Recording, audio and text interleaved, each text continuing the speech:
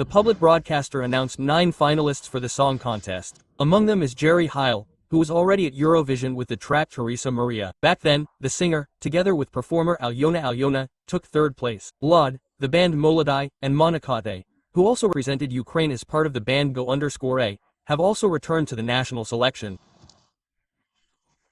The Aliens, the band Shuka Reba, Valeria Furs, and Lelica are also on the list of those who will compete for the right to go to Eurovision. Speaking of the latter, she became a favorite among Eurofans, who were invited to closed auditions. The fan community could give scores from 1 to 15 points. Katerina Pavlenko turned out to be the second, but Marta Adamchuk and Valeria Furs received the fewest votes. I will add that the latter was included in the finalists of the national selection. However, those who did not make the list still have a chance, because the 10th participant will be chosen by online voting in Dia, which will take place in January. I note that this year Jamala personally selected the songs. The name of Ukraine's representative on the international stage will be known in February on the 26th. Mr. Well, a finalist of the Eurovision 2026 national selection, is joining our broadcast right now. My greetings to you. Good morning. Good morning to you. Yes, thank you for joining us. First of all, I would like to find out what emotions you are experiencing right now, and is this the first time you have experience in the moment that you are now entering the Eurovision list of those who will be selected for the national selection in particular? So, was this a considered decision you were heading towards, or a creative, as they say, coincidence? Thanks for the question.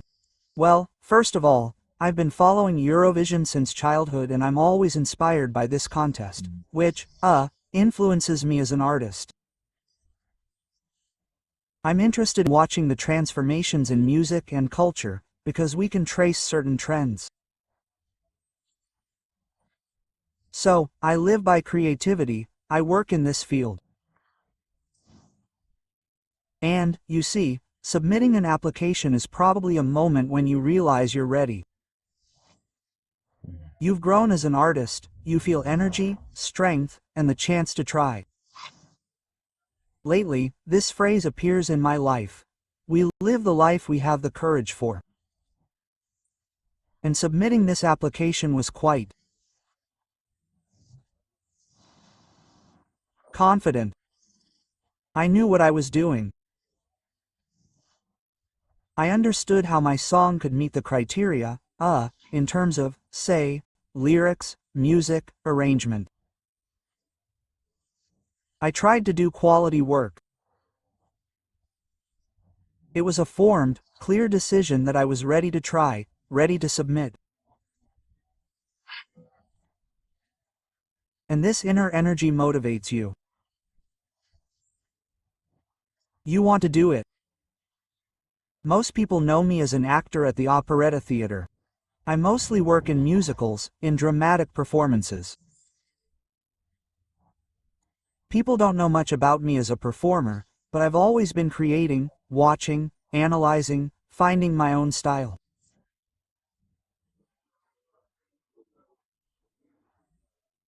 By the way, your experience as a soloist in the operetta theater, a vocal teacher, how do you think it helped in a contest of this scale?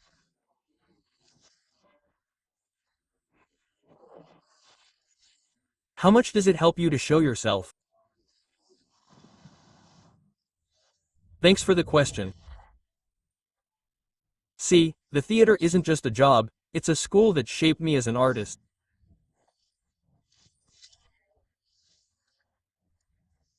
It gave me freedom, a sense of the stage, the fear of being wrong or thinking you look bad on stage. You don't have those thoughts.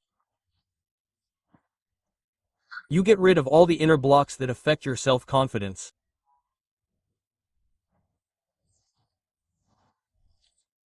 And when you play different roles, you discover yourself so much.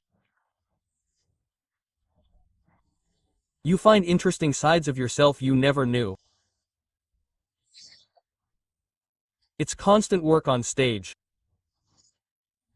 You're always working in rehearsals, constant performances, shows.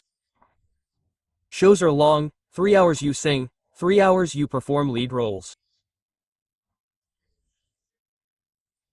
It hardens you and gives you fantastic experience, so even if you're nervous, this experience automatically kicks in when you go on stage, even at Eurovision.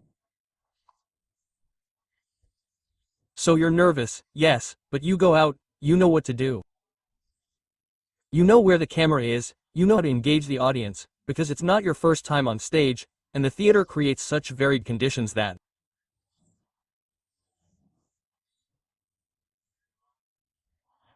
give you the opportunity, despite any technical difficulties, like an earpiece falling out, or the sound cutting out, or something else happening, the lights, yeah, we've had the lights go out, you still keep playing. And these conditions, in which I've been working for, like, 5 years now, have given me fantastic experience. And I wanted the audience to see an experienced artist. Did you ask yourself why I should be at Eurovision? A year ago, when asked, why not try Eurovision? I didn't know what I wanted to say.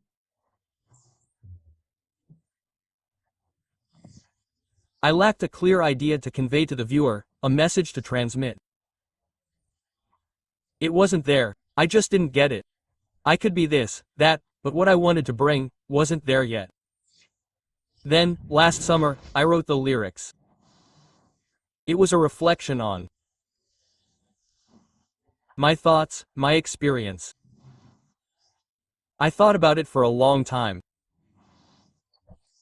Then thought, make a song of this. Just make a song. I didn't imagine something interesting would appear in 2 days, making the shortlist.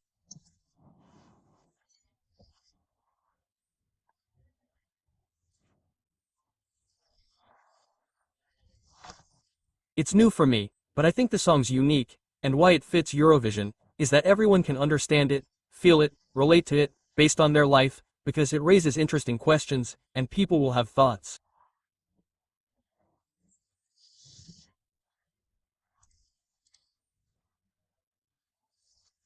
I think so.